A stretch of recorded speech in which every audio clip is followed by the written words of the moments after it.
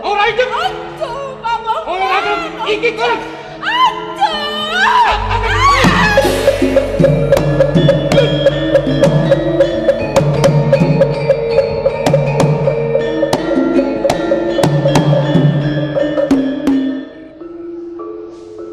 Kakang Patih Mahendra.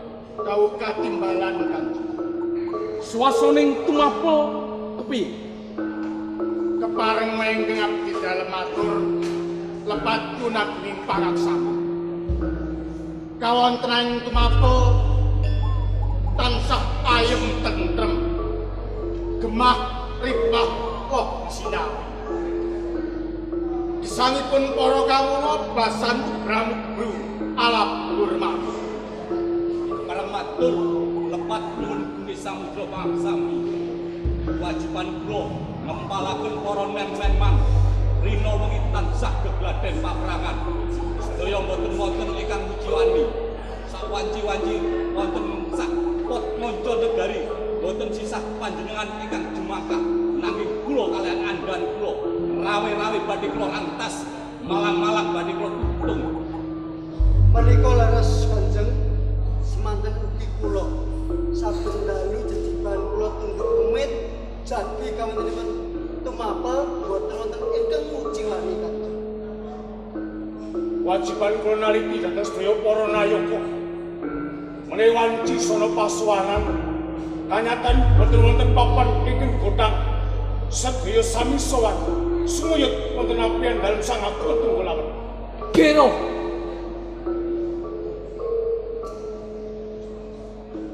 yen kowe kabeh ngandhakake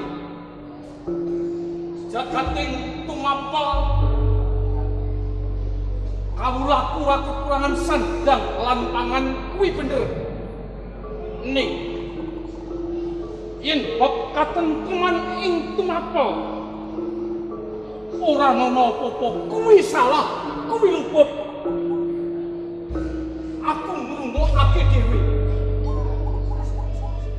prajurit Sandi kamus laporan marang ingsun yen to ing tumampel geger jagating tumampel digawe kisruh dening menungso sing bakal ngasilake kawibawan kuing tumampel. Akeh para priya sing dipateni, sing dirampok, dijaluk bandane. Akeh sing dipateni bojone, jur randane dipek. Para perawan-perawan padha jerit karo dipelakoso karo salah sawijining manungsa. Sapa kuwi kowe mesti wis ngerti. Ken arep setan kerautan. Ning gini ora kok laporake aku. Ning Pimpar sami-samaku. Rikala semanten pancen sampun. Tanpa lilah panjenengan tumindak. Para kadang senopati ngupadi wontenipun setan karautan. Nanging ingkang nami setan karautan niku pancen pindaning setan ingkang saestu. Kablancang mangetan kambakipun saged kuwal idul ngalor ngulon semanten ugi katlikung mapanipun wonten ing tengah-tengah ugi saged milar ngantos daya kencalan acak. Pramila menawi ngantos dinten samenika setan karautan boten saged kapikut kula namung nyadong yen kaya ngono aku kepengin ngalirani pribadi lan ditutake karo sakabehing agul-aguling tumampel sacukupe. Kepengin ngerti kaya ngapa kadegane ken arep yo setan karautan. Tak depane ijen padha ijen. Saiki uga dikiwarak ngestokaken kawula. Bungal lawet lan pejo ora pundak ambari tindake Istokaken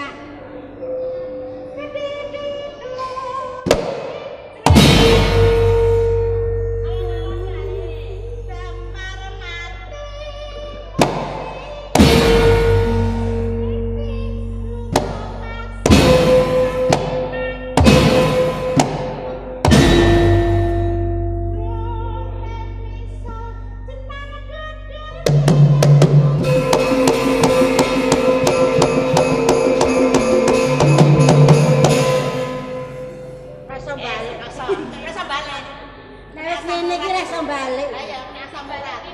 Asam urat.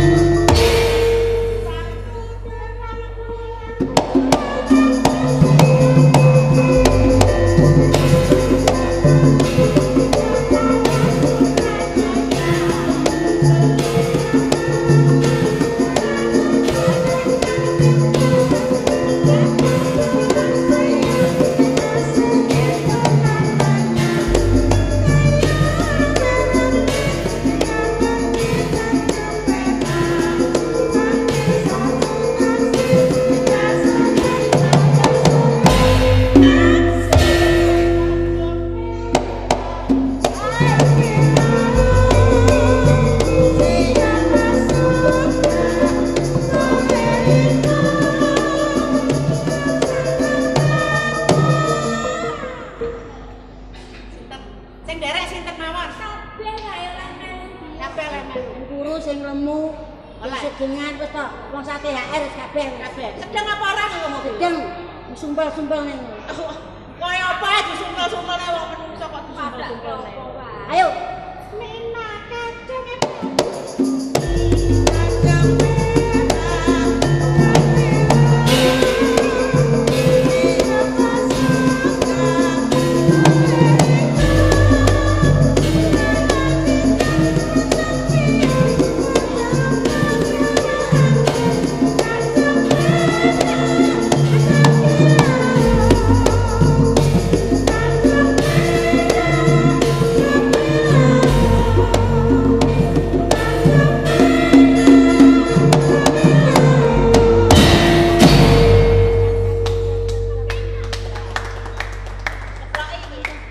Carane mabur nek dikeploki. Ada orang. Apik, Mundur-mundur. apik. Sopo piye? Non? Dereng tepang kula nggih kok. Dereng kepang ya. Kok wah, Anu lho nek mboten tepang prayogi monggo wangsul Sik, kemawon. sik, sik. iya. Aku mau ngarep takon. Lan aku kepengin srawung karo bocah sing ayu iki. Menika. Iya, Oh, nggih. Monggo. Rini to. Apa aku to, Jo? Nggih panjenengan tak Ora kula. susah gitu. Boten boten napa-napa. Pun panjenengan Nggih, nggih, nggih. Pun dampir mengko nek dijiwet tak wales e. Kula nek kon jiwet wong ganteng seneng aku. hati-hati menika. Jenenge sapa bocah iki? Kula kan dede.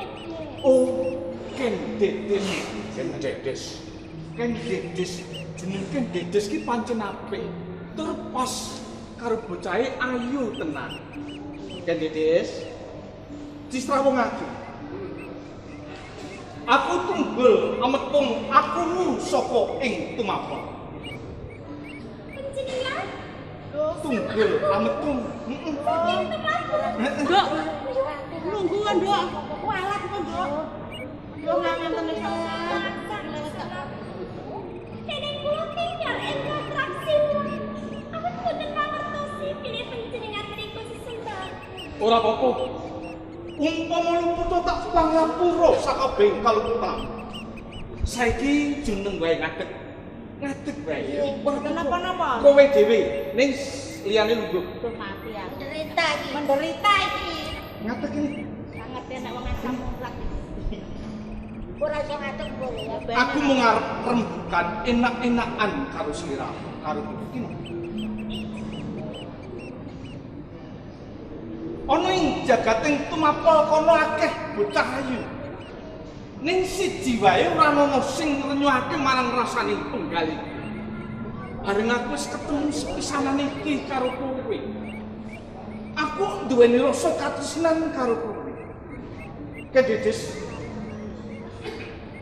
Umpama saiki uga kowe tak boyong ana ing tumapel tak junjung derajatmu. Kowe tak pundhut garwa kepiye? Sampun kelangkungan kados ngaten to sang aku. Gini yo. Awit menapa? Kula menika namung kawula panjenengan.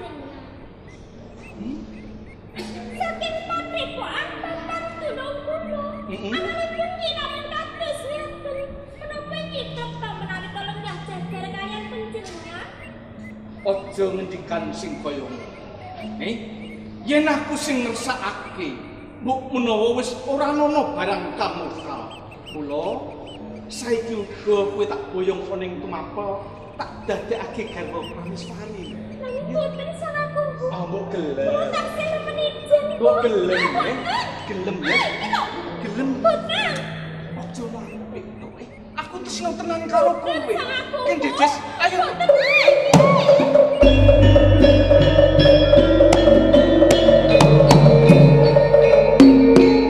Nuwun sewu sangat. Boten maiben tiyang menawi nembe karo Bantresna lali dhateng kawontenan ing sakiwa tengenipun. Namung kula dapur atur pepemut menawi panjenengan pancen tresna dhateng lare ingkang nami Kendedes, monggo namung kirang prayogi menawi panjenengan nyarirani piyambak. Bener.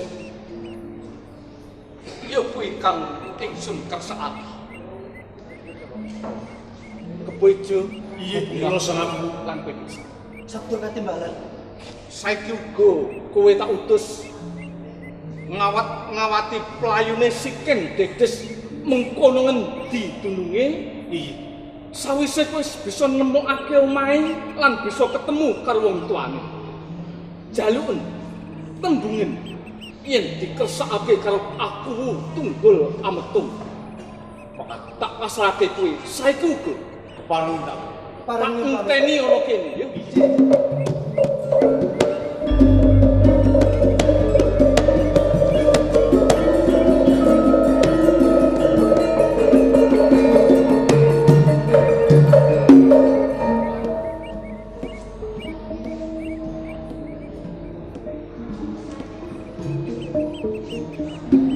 Ojo adantuk saka ngarepan.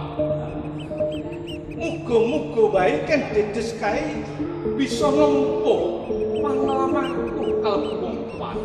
Nah, monggo-monggo sawetawis karantos wonten ing sangandhapipun Durga supados panjenengan tebih saking sunaring Bagasra. Ya ya dinteni ana kene wae.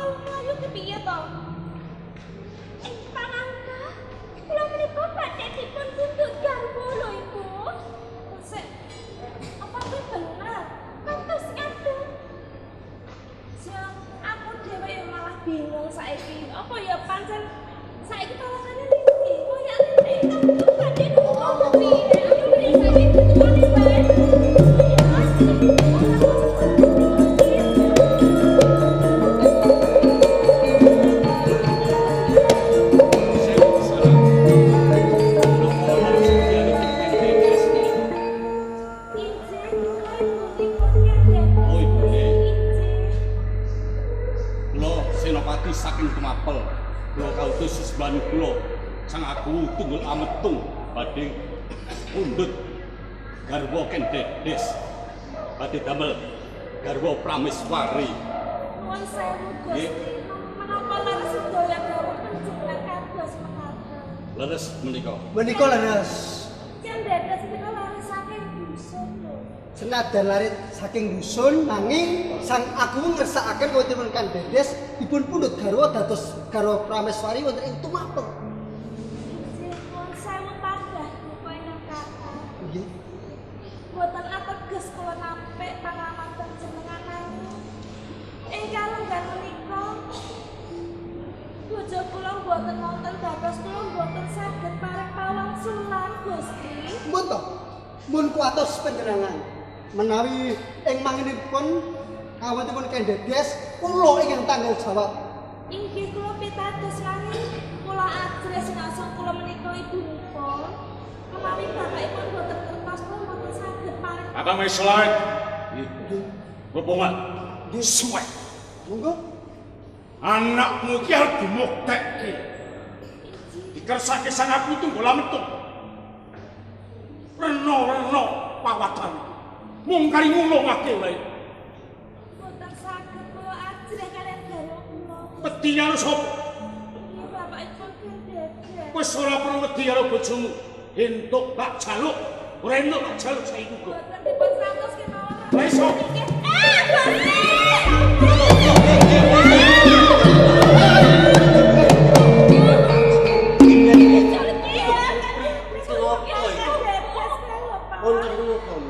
Itu pun piye kula. Ngerti yo. Anakmu bakal tak goreng tumapel. Iki dikersake sang aku tunggul menurun Sewu. Kok gampil piye? penyang badhe beto anak kula menika dasaripun napa? Kuwi arep dimuktekke. Arep mulyake anakmu. Ning anak kula menika purun lho kok. Wah, gelem lan ora. Boten kurang kok dipun pesan kula mriku. Kok dipaksa. Sakean.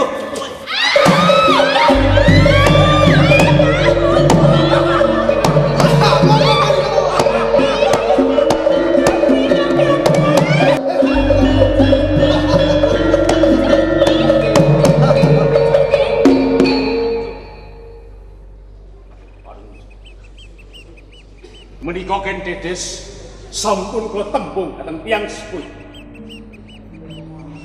Kan Dedes. Kowe ora susah wedi karo aku. Aku bakal mulyakake kowe. Bahkan junjung derajatmu, bakal tak penakake uripmu. Ya, gini. Terus rene ora apa-apa. Ora apa-apa kok. Ya, bocah. Manut to manut. Gini. Ha, gini. Ha. Ora apa-apa. Enak-enak kowe mengko, ya. Tak penakake urip. Bocah kok ayune kaya Wijo, bunga. kula salah. Sabda katimbalan. Kowe sing kisru ing swasaning tumapel saka Ken Arok Setan Karautan. Aku durung marem. Yen setan Karautan Ken Arok durung kecekel. Kowe sakatring. Tak weni kewajiban sing sumampil ana ing pundak. Aja nganti pati-pati bali ana ing tumapel yen kowe durung oleh bandani Ken Arok Setan Karautan. Partis budak setangis. Barang wis tak.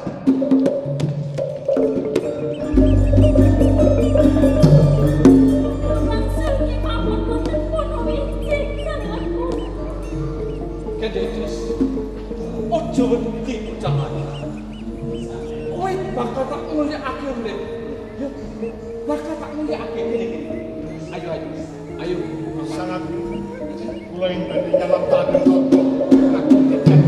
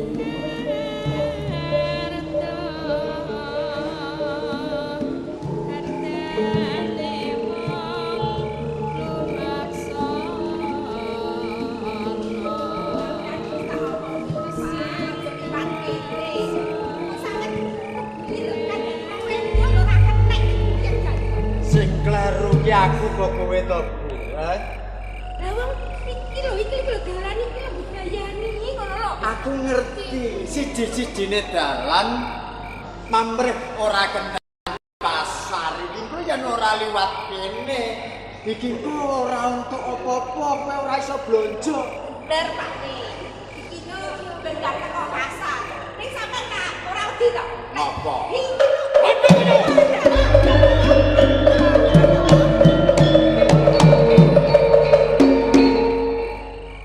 Anakmu. Hei, Piye to Pak? ondo kono. Yen bondo kepiye yen nyawa kepiye? Yang kowe abot ondo. Nyawa. Yang kowe abot nyawa. Ondo mulai cari. Belum. Ya tekan-tekan. Ya sampe lagi omong gitu. Seperti tiwas kene lho liwat kene. Aku ora duwe bondo. Aku ki wong desa ora duwe apa-apa lah iki arep nang. Yang ngono. Anakmu tak jaluk. Lho, Aja.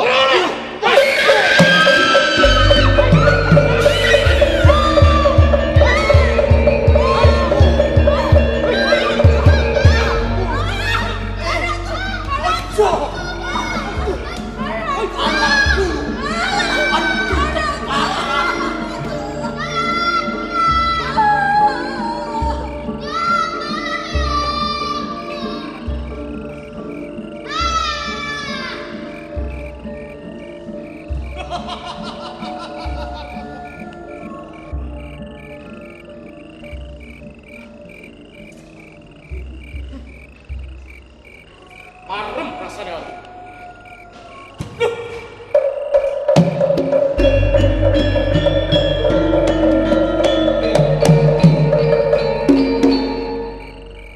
Sopo? Genti. Setan karautan. Setan karautan. Loh. Ojo ngaku-ngaku setan karautan. Setan karautan kuwi aku. Menungso. Tapi Kowe nganggo jeneng setan karautan. Tumindakmu koyo ngene padha wae. Kowe ngolo-ngolo marang jenengku. Menungso. karepmu Becik kowe ngaku sapa satune kowe? setan karautan ya setan karautan ora ono. Setan karautan aku. Ora minggat kelakuan tukul sirahku. Ketok gunungmu.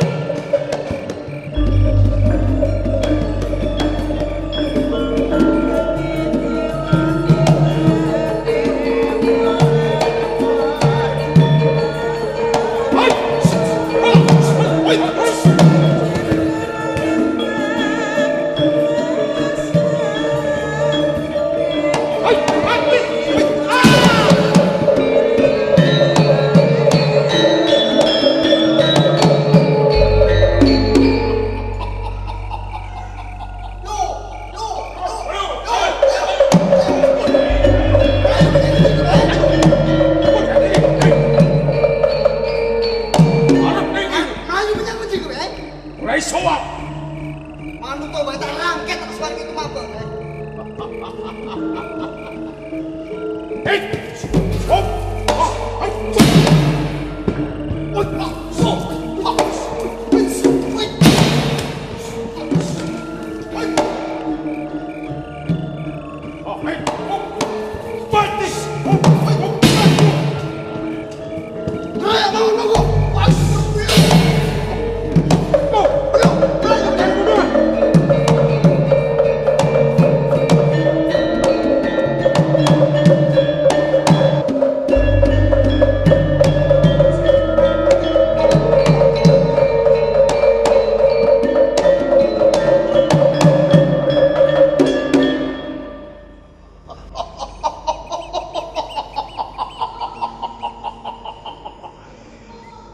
Jebul, ayo prajurit tumapet. Arah ayu lipat ngene ora. Wis aku kecekel. Nanging tekan ngendi kowe ora bakal bisa ncekel aku.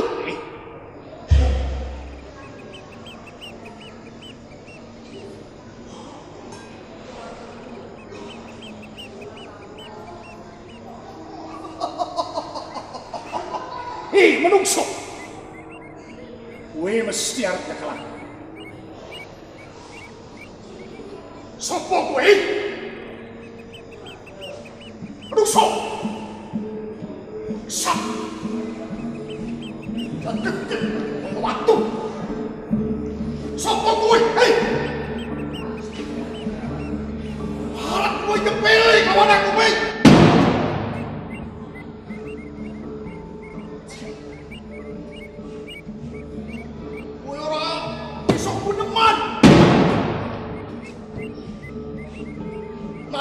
Nanti kowe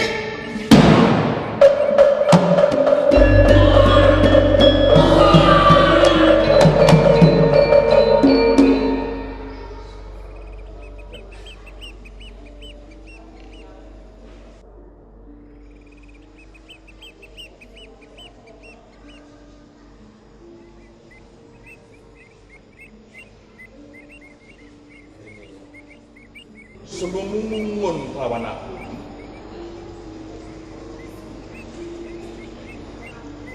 Sopo kowe? Aku kenal. Kowe to. Iya. sopo kowe? Diwanohan. Aku dah yang roh gawe.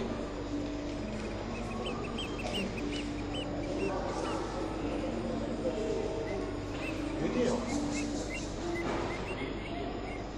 Sakwise roh aku jenengku semune kowe ngono. Pancen aku nate krungu.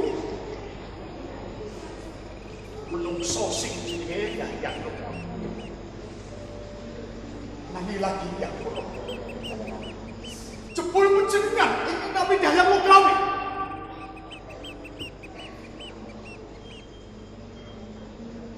Mulo.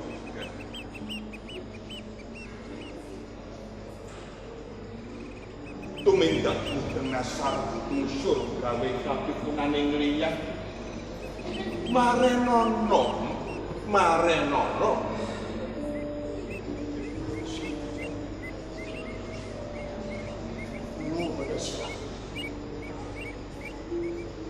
Menawi sampun kepir lalatan tumapel kikir korono setan karapan kenal. Ya. Iki katra periksa. Kula tumindak ing kados ngaten menika mboten kangge kula dhewe. Nanging kangge tiyang-tiyang ingkang tahaken wiwit sandang pangan lan papan jalanan. Punggawa ing tumapel mboten mikatos saged dhateng sangipun tiyang ingkang nandhang setan. Ya sepisan mari sampun kalih penampi. Angin kula tumindak brandal ngecu. Menika mboten kangge kula piyambak. Genaro.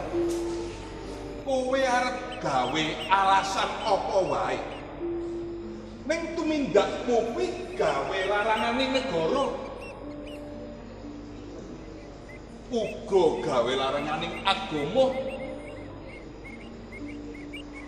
Yen ana ing tumapel upamane ora ana pidana mungguing kowe nanging ana ngersane Gusti Kang Maha Agung.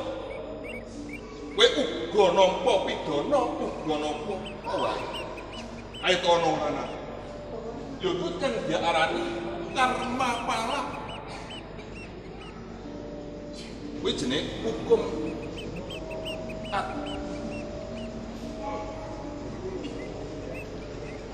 Tenganipun kula ngraosaken lan pitados hukum alam badhe lumampah. Tenganipun kula kipados margi utuh. Kowe golek margane tobat. Yen kaya ngono, ayo tak jak sowan ana ing tumapel. Boten. Yo gini. Menawi kula mangke dipun suwanaken ing negari tumapel, mboten wurunga kula badhe hukum pancung iki. Mboten. Kenarok. Yen ndelok kondangmu keng kaya ngono. Tumurut lor. Kenarok ya setan karo kantung kidul semono uga. Lho kok isih wedi yen bakal dipancung, bakal dipegantung. Ora cocok temen. Jalaran golek Kenarok. Ing mengkone tak jak sowan ana ing tumapel keng sira bakal langsung sangat. Terus nganggo pawatan menapa tetep kula tiyang Pak. Kaya Menawi mangke kula tumapel dipun pancung itep-itep Gustusa ingkang kula lampahi. nanging aja samar. Aja samar lan kowe aja wedi. Perkara iki aku kang tanggung jawab marang sira. Sas kowe kudu manut karo aku lho ya. Menengaken kula nderek menapa dados kersanipun.